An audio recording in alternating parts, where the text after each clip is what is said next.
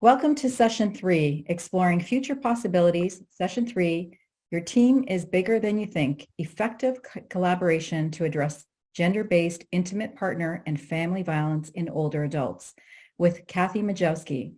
If you are in the wrong session, please navigate to the session you are looking for through the menu on the left of your screen, click the Sessions button, and then click on the session you would like to attend. Kathy is a registered nurse currently working in a community program that provides support to older adults living in Winnipeg's core area. She began her career in health care as a support worker while completing her nursing degree, progressing on to various positions: frontline nurse at Manitoba's largest hospital, clinical classroom instructor, educational program, developer, coordinator, employment specialist, long-term care staff educator, infection control professional, and community case coordinator. Kathy's nursing career also took her to remote Indigenous community in northern Manitoba, where she developed additional skills and a better understanding of the importance of decolonization and reconciliation. Kathy's career has presented her with consulting and volunteer opportunities outside of her daily job, most recently as the chair of the Canadian Network for the Prevention of Elder Abuse, CNPEA, on advisory panel member for the Canadian Femicide Observatory for Justice and Accountability, CFOJA, and as part of the project team for the STOP GBV 55 Plus project with the CNPEA, a national project looking at gender-based violence in women 55 years of age and older, and improving the resources that are available to support them. Throughout her career, Kathy has used her voice to advocate for her clients and patients, challenging systemic barriers and striving to inspire others to use their voices to challenge the status quo. Welcome, Kathy. Thank you so much, Liz. Thank you, everyone, for joining us today. As Liz mentioned, my background is nursing. I'm currently working as a community facilitator in the core area of Winnipeg, supporting older adults to connect with whatever resources they need. I'm going to start sharing my screen. Here we go. There we are. Is that coming through okay? Mm-hmm. Perfect. So our team in the downtown Point Douglas areas of Winnipeg is small but mighty. We're 3 people that share 2 full-time positions. So as you can imagine, collaboration is key. It's truly part of everything that I do. So that collaboration might include colleagues within the health system, local community organizations, nonprofits, informal supports, but most importantly, collaborating with the people we are supporting every single step of the way. I make sure that their priorities are my priorities and that everything I do is what they want. When the client I'm supporting is experiencing gender-based, intimate partner, or family violence, the collaboration intensifies. And when the CNPEA was working on proposals for both of the projects that I'll be talking about today, we were very committed to collaboration with partners and experts across Canada. So a little bit about the CNPEA. We are, about 8 years ago, I came across this organization and I decided to sign up for a membership. Prior to this, my network was pretty limited. Just, the colleagues that I'd worked with from the various jobs that I've held and the resources that I was familiar with within Winnipeg and Manitoba. The CNPEA introduced me to a pan-Canadian network of people who were interested and passionate about preventing elder abuse and improving available resources and supports for those people experiencing abuse. Joining the CNPEA gave me insight into the work that is happening across Canada and helped me to be more effective in my daily work and in my advocacy for resources and supports that would benefit older Manitobans. Our network includes people from every Canadian province and territory, and also includes international members from as far as Australia, Europe, and the United States.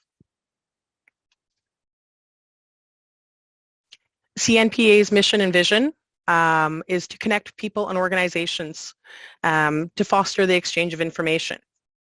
So the work happens locally, regionally, provincially, territorially, and at the national level. The Connecting People and Organizations helps us to coordinate those resources and share that information in a much more effective and efficient way, with the overarching goal of working towards a Canadian society where older adults are respected, are valued, and live free from abuse. As you can see, top of the list of the CNPEA values and principles is collaboration and coordination. So our website is a knowledge sharing hub to help build the capacity of Canada to respond to and prevent the abuse of older adults. We value respect and inclusivity. We respect older adults' rights and their autonomy, and we celebrate diversity in all of its forms. We strive to be credible and accountable to our members, to our network, to our partners, and to older adults across Canada. And we support and promote innovation. We want to see new and creative approaches because sometimes the status quo is no longer working. One of the big projects that we launched in 2022, we completed in 2022, was FutureUs, a roadmap for the prevention of elder abuse. And this project is all about collaboration. It was funded by the Department of Justice Canada, and we collaborated with organizations from across the country. The goal of the project is to inspire social change. And we want to include everyone in that social change. So collaboration, again, is key. We all have a role to play, and we all need to understand what our role is and what we can do. So this was designed as a pan-Canadian project with the idea that no matter where you are in the country, you're part of the shared journey to creating safe, supportive, and an inclusive society. So FutureUs has different sections for different folks, whether you are a citizen, an advocate, a professional, a leader, a community organization, governments, and it helps us work from different parts of society on a shared project with the idea that we want to prevent violence and abuse of older people in their homes and in the communities. There's three broad goals of the FutureUs project, or the roadmap. We want to prioritize elder abuse prevention across Canada. We want to establish and support elder abuse prevention networks at local, regional, and national levels. And we want to teach everyone to recognize warning signs of elder abuse and neglect and how to respond safely and effectively. I am going to go into a little bit more detail about the project in future slides, but for now I'm going to go to our other project that we're currently working on. The STOP GBV 55 Plus project, so short for Stopping Older Person Gender-Based Violence in Women 55 Plus Through Promising Practices. So we're partway through a 5-year project that's funded through Women and Gender Equality Canada. And just like FutureUs, STOP GBV 55 Plus is focused on collaboration with organizations and people across Canada that are involved in preventing and responding to gender-based, intimate partner, and family violence for folks of all ages. The project team also includes researchers, advocacy groups, and frontline service providers. And we want to strengthen supports for older women and gender diverse folks who are experiencing that gender-based violence. The project is going to pay particular attention to women experiencing systemic barriers and oppression on top of being older. So that would include women in Indigenous communities, members of the 2S LGBTQI plus community, women residing in northern, rural, and remote areas of Canada, immigrant and refugee women, women living with disabilities, and Francophone women. So we're just finishing up the scoping review of the currently available tools and research on promising practices, and we're going to be releasing that in the near future. But a bit of a spoiler, there's not a lot out there focusing on older victims of gender-based violence.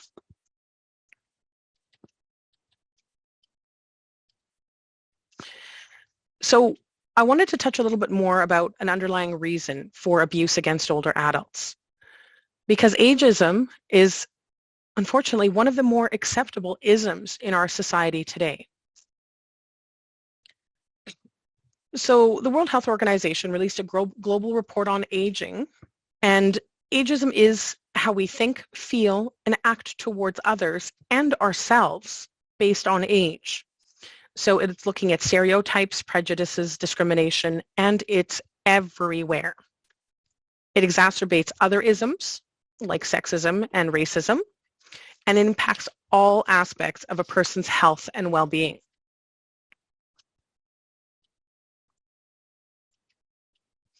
Ageism can be grouped under 3 different broader categories.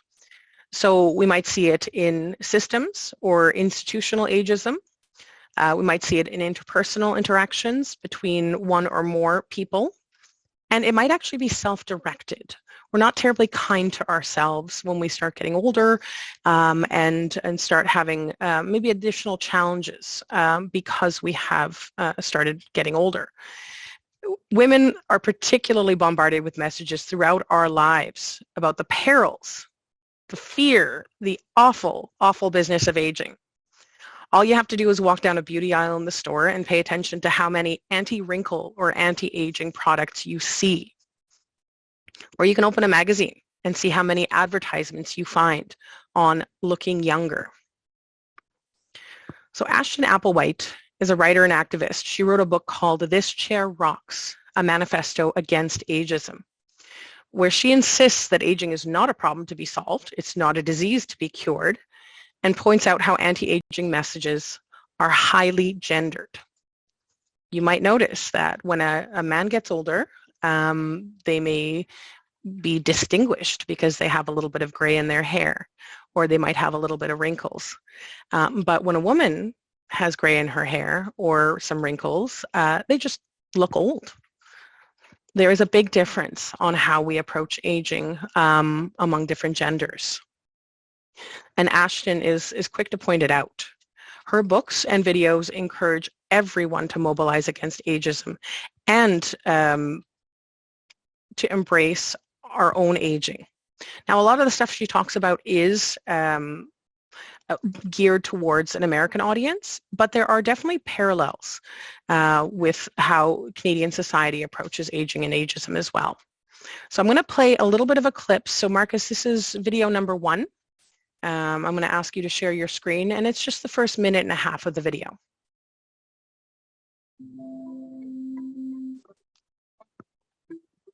Prejudice is rooted in seeing a group as other than ourselves. Ageism is unique and uniquely weird in that other is us, our own future older selves. It's rooted in this crazy idea that somehow if we eat enough kale or don't think about it, we're not going to become old, when of course actually no one wants to die young and we all aspire to getting old. And if we can become an old person in training, which is simply to form just a little leap of the imagination and acknowledge someday I'm going to get old. That older you can be as far off on the horizon as you need it to be. But if you acknowledge that you, of course, are someday going to get old, and yes, it might not even all be so terrible, then you never get stuck on that hamster wheel of age denial. You are more likely to look at and listen to the older people around you, and make friends of all ages, which is so important for people, everywhere on the age spectrum. America is a deeply consumer-driven society and deeply influenced by popular culture. And neither of those are friends to aging. If you look at pop culture, if you look at advertising, if you look at billboards, younger people are doing and selling all the fun stuff. Older people never seem to do anything, but a few rich ones with great hair get to go on cruises, and everyone else just stays home and takes drugs, and not the fun drugs either. If a group is missing from the popular conversation, then we don't notice its concerns and we're not awake to it. Over 50%. Okay, Marcus, thank you. Leave their jobs involuntarily. They are either fired or forced out. I can still hear the video. Body of. Oh, perfect. Thank you. Okay, I'll go back to sharing my screen.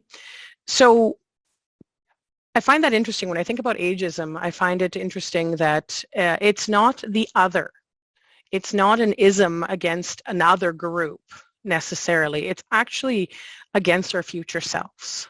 And so that was the whole drive towards the FutureUs project, is that we're not talking about this other group. We're talking about us and how we would like to be supported when we're older and how we want to see that happening now for older adults in Canada.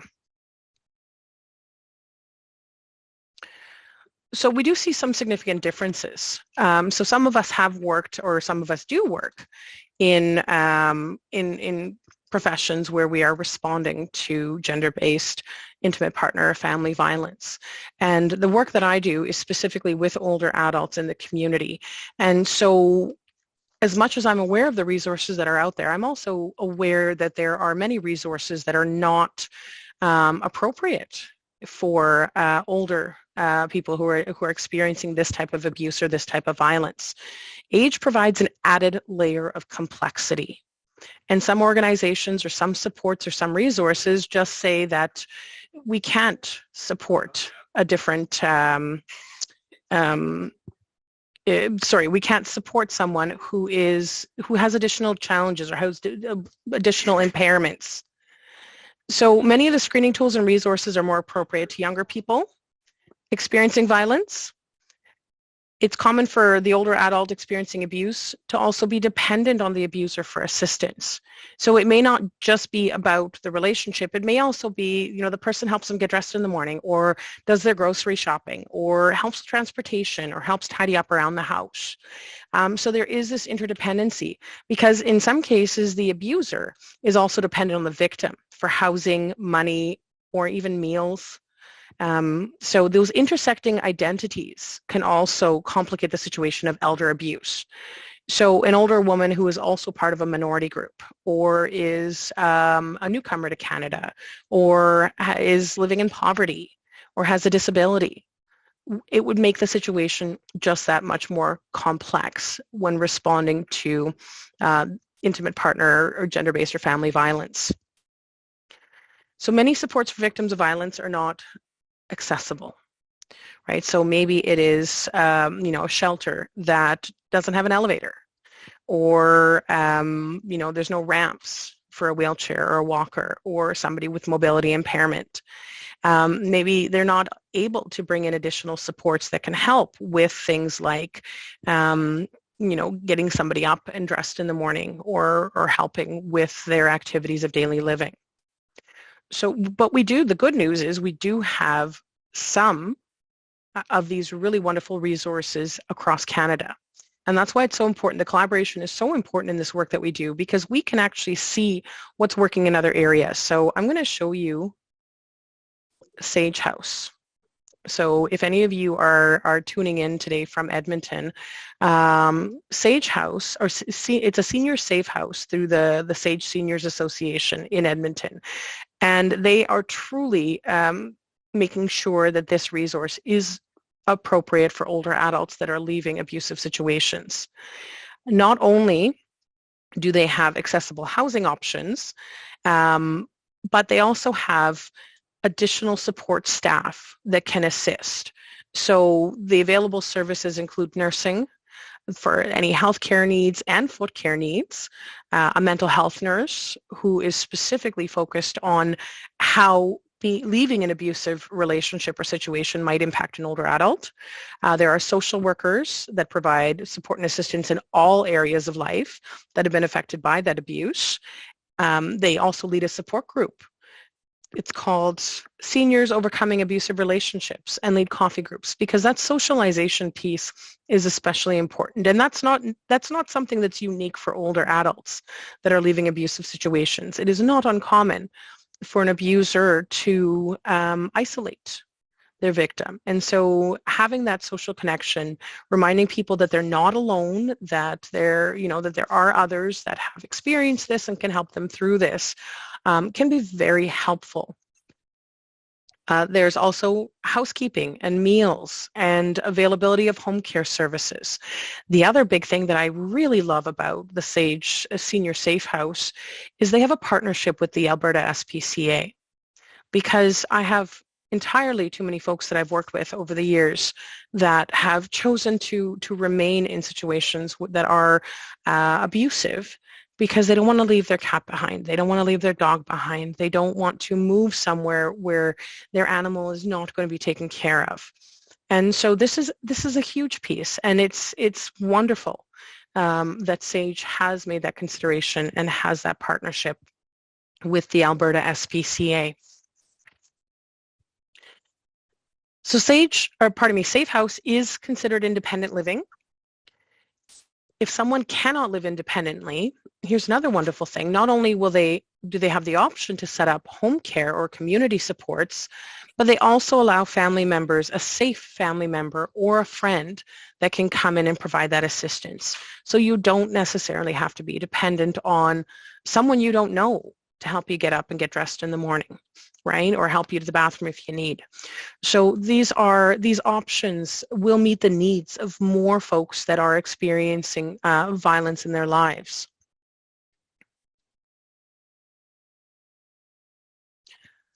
Some of the warning signs of gender-based intimate partner and family violence will be similar to abusive situations in younger people.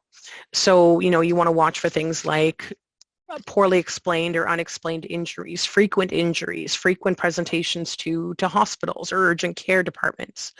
You might notice, in the interactions between the abuser and the person that is being abused, some controlling behavior. They're not allowed to have their own bank account. They're not allowed to use the phone. They're not left alone with professionals who are doing assessments. There may be isolation happening, right, where they don't want you to see your friends or your family. So that's not something that's unique for older adults. But there are some warning signs that are a little bit more specific to older victims. So a change to regular social activities. They're members of a local community group or a religious organization, and they've been attending for some time, and suddenly there's been a change. They're not attending any longer. There might be a change in living arrangements. So suddenly the older adult now has a roommate, whether it be a family member, a new friend, someone is now living with them. There may be some unpaid bills or canceled services, whereas before they were, pretty consistent, able to manage those things. And you might see signs of neglect. So depending on the type of abuse that's occurring, there might not be any food in the home, or, there's no medications because they are not able to afford it. They may not have the needed assistive devices like glasses or hearing aids. They may be improperly dressed for the weather, or clothing that no longer fits or is worn out. Behaviors from abusers, we also note that some would be similar to a situation that affects a younger demographic, but possible behaviors for abusers of older adults, you might see a disregard for privacy. Right? So they do not believe, or they do not take into consideration that the older person is entitled to privacy. The abuser might read or withhold mail from the older adult. There might be a strong sense of entitlement, right? I can do whatever I want. You owe me. Now, this is something that I've actually navigated through, where a client's daughter was selling off belongings, and what she was telling the client was, well, I'm just going to inherit it all anyway. What difference does it make if I sell it now or later? And so that is an abusive situation, and it's disregarding a person's right to decide what happens with their belongings, with things that are of value and are important to them. And that does go hand in hand with not allowing the older adult the right to freely make decisions and choices, speaking over them, speaking for them, not including them in conversations that will impact their world or their life. If the person that is being abused needs some additional supports, you might also see the abuser leaving them alone for long periods of time without the support that they need. It's also a situation that I've come across that the abuser will refuse additional supports from the health system. So they will speak for the person, and they will turn down home care, they will turn down assistance with medications, assistance with meals, and say, no, no, no, I got this, I'm taking care of all of it, when in fact they don't. And we discover that it is, you know, a situation where there is neglect and their needs aren't being met.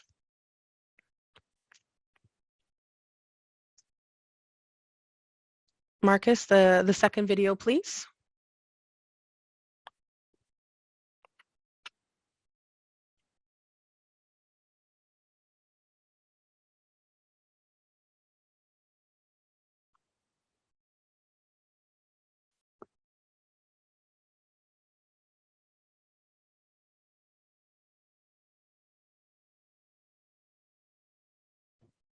Nope, we can't hear it, Marcus. I think you're muted.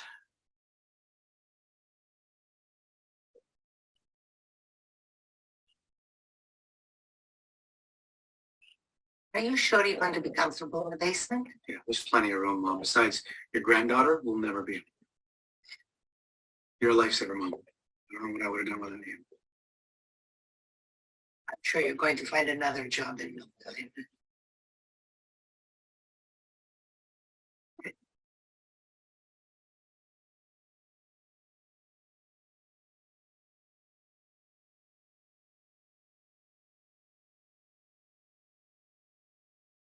You mind if I watch a movie?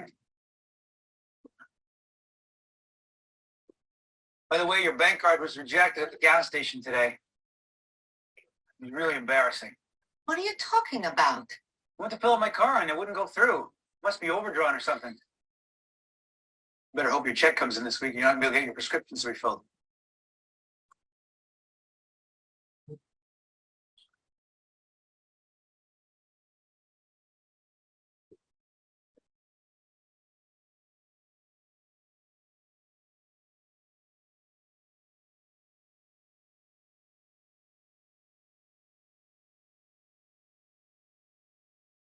What are you doing? I can't get used to the damp downstairs. Oh, try another blanket, Mom. We're boiling up here. No, I would have wished you would have asked me before you moved me into the basement. Why? Do you have to be on my back, Mom? It's too dark and dingy down there. I get depressed, you know that. You play your puzzles down there as well as you can up here. What's for dinner, Grams? I'm starving.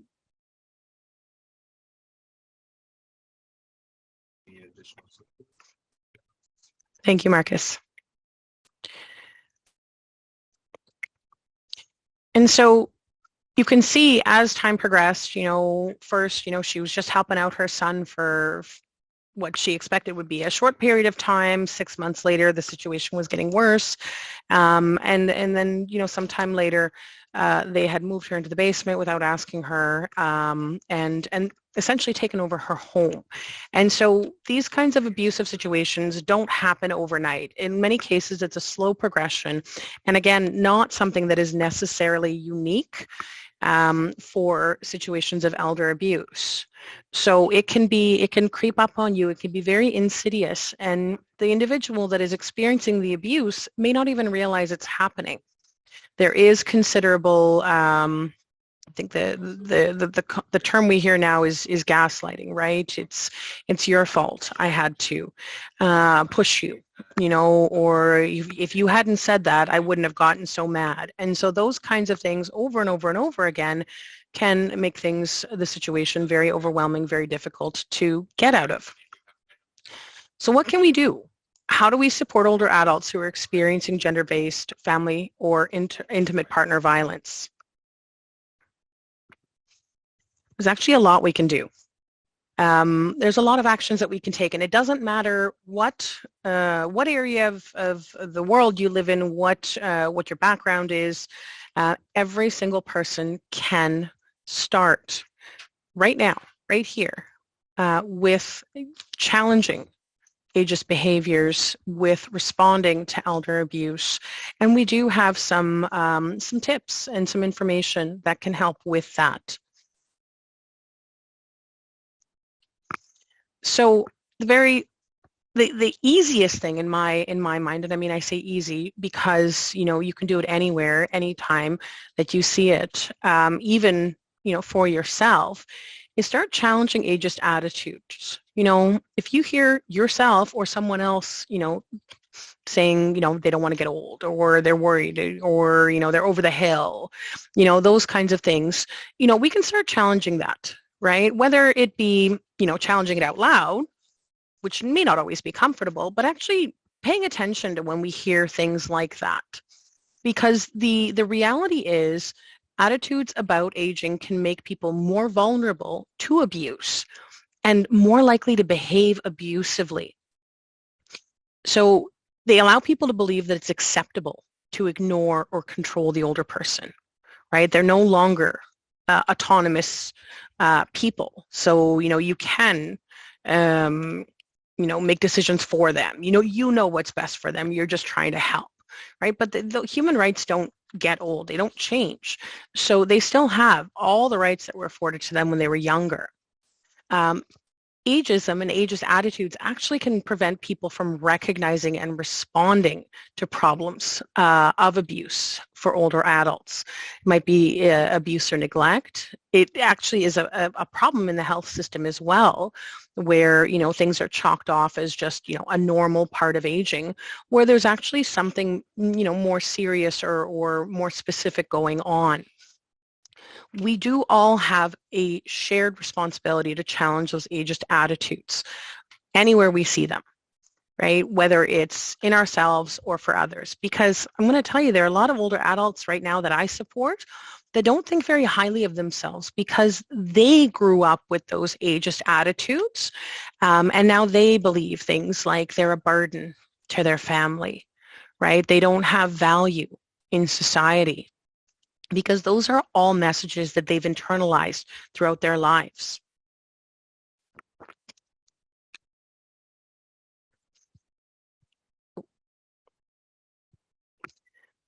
So Marcus, this last video, I'm just going to stop sharing my screen.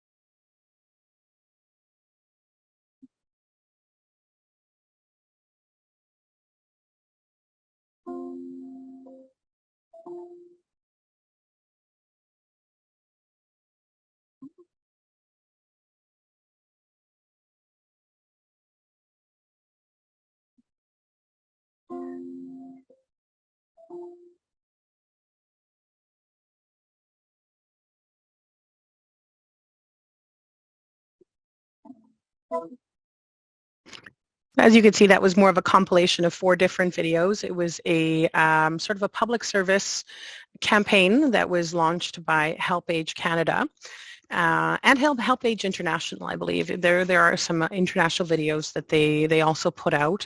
But I love the creativity of it because it shows us how easy it is to make an assumption, right, about older adults. Right? So those are the kinds of things, is challenging those assumptions, not assuming that, you know, just because a person is older, that they're confused or that they're not able to participate in the same sorts of things that younger people would do. So this is directly from the CNPEA website. There is a page that talks about preventing elder abuse and challenging ageist attitudes. So first and foremost, we want to identify myths and information. There are a lot of them out there.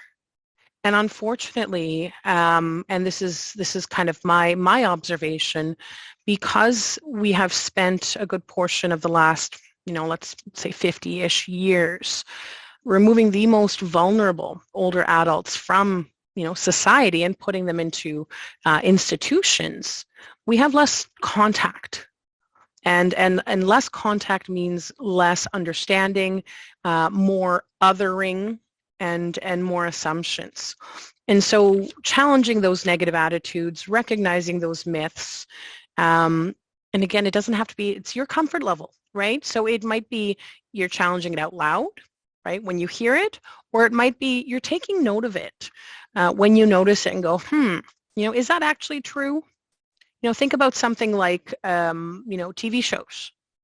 When you look at any sort of a sitcom or a comedy show, the older characters are either confused, grouchy, right? They're kind of the comic relief. They're not always taken very seriously. Now we're seeing those things change, and the process is slow to change. But consider that what you're seeing in the media and how the media portrays older adults is not necessarily accurate, and we shouldn't be making assumptions based on that information. We want to go beyond the stereotypes, because a label like elderly or senior does a really poor job describing the person. So in the video that we just watched, you saw that the woman with the walker kick away that little sign that said fragile, right? Fragile's another one, or frail. Frail's a word that I really don't like. It doesn't tell us anything about the person. Right? Those labels, a senior, it doesn't tell us if they're kind or if they're healthy, if they're mentally capable, if they're reliable. The senior doesn't say anything other than their age. And we have to recognize that all it's telling us is their age. It doesn't tell us anything else about that person. We depersonalize older adults by referring to them generically as the elderly or seniors. The other thing that's important to recognize is that when we say things like seniors, that may be, 55 and older. That is a huge demographic. It's not unusual to hear about people living to 100 years of age. So if you're going to label an entire group under the senior umbrella, it's important to recognize that is like 45 to 50 years. It's multiple generations. So to say that they're all the same and all seniors' needs are the same, they're not a homogeneous group. And so separating that out, and that's actually something that we need to do with research as well, is because, for things like surveys, it's not unusual to see, under 18 to 30, 30 to 55, and then 55 plus, right? That's a huge group. And so that's one of the things that we're doing as kind of a group that does advocacy and works with researchers, is reminding folks on advisory committees that we sit on that maybe we can break that down a little bit more, that 55 plus and 65 plus is not a way to group people. It's too big of a group. And somebody that's 100 years old may not have much in common with somebody that is 55. We need to learn more about positive aging. Did you know that only a very small percentage of older adults in Canada live in long-term care facilities and will ever live in long-term care facilities? The vast majority live in community settings. So we need to shift and change the way we think about aging and what aging could look like. Aging in place is a bit of a buzzword right now, but we're seeing policies and conversations shift, because I don't know about you, I have never heard anybody say, when I get older, I want to live in a care home. And yet we still have them. And yet they're in many cases, the only option for folks that need additional supports when the community is, quote, no longer able to support them. And so there are ways to make aging more positive. If you've never heard of it, I would encourage you to take a look at the Dementia Village. Our counterparts in the Netherlands are doing some really amazing work. Sorry, I just noticed the time. You want to learn more about ageism and discrimination. Lots of great information on the CNPEA website. Speaking up and building intergenerational bridges is very important. So make an effort to connect with folks that are older. Sit down with them and get connected to other folks that are doing this work across the country. An easy way to do that is to check out CNPEA.ca. We've got tons of resources and information available there. It's Not Right is also a great website. They actually started this work, a pan-Canadian approach to address abuse and neglect of older adults. So about 15 years ago, they started the work of identifying what warning signs and how people can respond to elder abuse. And so again, a website that I would encourage you to check out. And they go through 3 basic steps. So when you see something that looks like abuse, you say, it's not right, right? Recognize it, name it, call it abuse. It's not a family matter. It's not my business. Name it. That looks like abuse. And then check it, check in with the person and see what you can do to help. If you feel the person is in immediate danger, absolutely, that's when emergency services are needed. But in many cases, you can start with a conversation. The FutureUs roadmap, a website that I would also recommend that you take a look at. The roadmap is fully interactive and has all different kinds of resources and ideas for how you can get involved on this social change, societal change project that is happening across the country. It's not intended to speak for people or communities, but it's an engagement strategy. And this is where collaboration comes in, because it starts with the individual, it goes through to relationships, it extends into communities, and eventually it becomes a societal change. And that's what we're working towards. It's already happening in Canada. We already have provinces and territories that are recognizing the importance of addressing elder abuse and preventing it and responding appropriately. And we already have 6 provinces or territories that have an elder abuse prevention network. Okay. You want to start from where you are. That's section 3 of the roadmap. There are ideas for citizens, for leaders, for advocates. And this just breaks down a few of those ideas, what you can do depending where you find yourself, in what role you find yourself in. We need to ask ourselves, what do we want for our future? Because that's what we're working towards. We have an opportunity to lead and to change the way the systems, people, and even older Canadians, how they see themselves and their value to society. Thank you to the organizers of the Hope Conference series for giving us this opportunity to connect. And it's an important reminder that we are never doing this work alone in isolation, and that there are so many of us working together to make the world we live in better than how we found it. Thank you so much. Any questions? That was great. Thank you so much. It really brings awareness to ageism. And even when the word violence is used, it's not only what we assume physical, it's emotional, it's financial. Just seeing that video of the woman and her son taking over her own home. So it's emotional, psychological, financial that was occurring. So this is great information. I know that we have just a minute for questions, but that's okay. I see a question from Marcus. Does culture or religion play a role in elder abuse, or is it more a lack of education? Absolutely, culture and religion can both play a role, depending on the culture and the religion. So particularly for gender-based and intimate partner and family violence, depending on the elder's role in the family, it could make them more prone or less prone to experience abuse. Mm-hmm. But that's where these warning signs really come in, because making those assumptions, just because somebody's daughter moved in with them doesn't mean we automatically are going, oh, that's an abusive situation.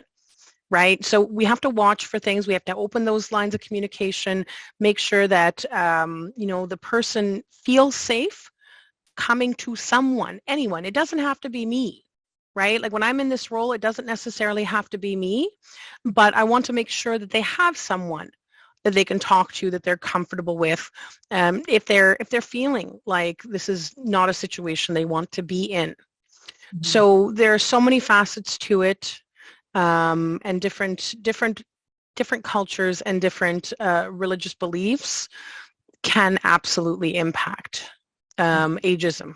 That's great. Thank you, Kathy. A quick note I wanted to mention is you mentioned about those who actually communicate with the individual. So it's your banks, seeing changes with that person's banking situation, the doctor. So if they see some changes, I think everyone should listen in on your presentation that are involved with this individual. And we all know it's really important. And that's where collaboration is key. Mm-hmm. Right? Because it's not just about the family doctor will notice or the home care nurse will notice. Everyone needs to be paying attention. It is a collective effort, right? And everyone needs to be aware of the warning signs, because we're all in this, like, not to be cliche, but we're all in this together. Right? If we start building these relationships and these networks, we will be better served when we get older, but it'll also help older adults in Canada now. Great. Fantastic. Well, I'm going to share all your stuff, and I'm going to hope that everyone connects with you on LinkedIn just to get more information. Love what you're doing, and I love the organizations that you're collaborating with. So thank you so much, Kathy. Have a wonderful afternoon, and this ends our final session. Thanks for having me.